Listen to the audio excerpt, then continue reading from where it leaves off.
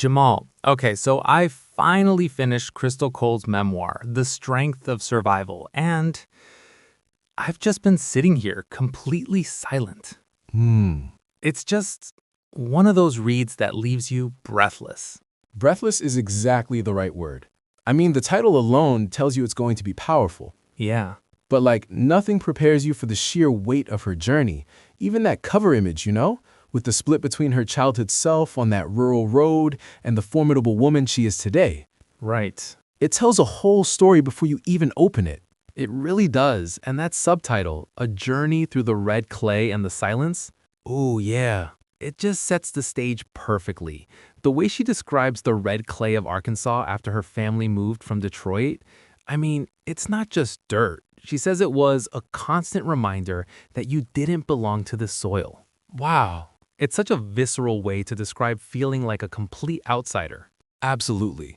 And that feeling is what forces her and her sister to create what she calls the Fortress of Two. Yes. With their father lost in his own grief and their mother hundreds of miles away, they had to become everything to each other.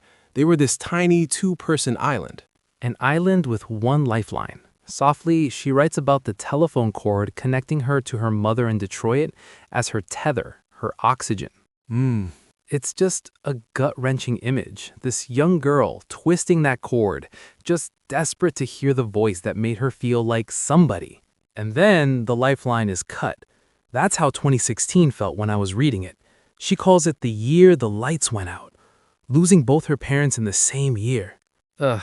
She says it didn't just take her parents, it took my identity. She went from being a mama's baby and a daddy's girl to, in her words, an adult orphan. That's when the silence of nobody truly begins. It's a concept that's so central to the book, the silence of not having anyone to call for advice or for comfort. Right. She says there was no one left to verify our lives. If she and her sister forgot a childhood story, that story would just die forever.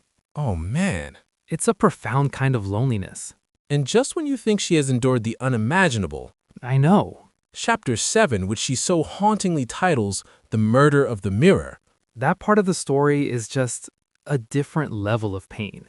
Her older sister, her living connection to her mother's world, is murdered, and the grief is compounded by this searing rage because there's no justice. Wow. She writes about learning how to carry a scream that nobody wants to hear.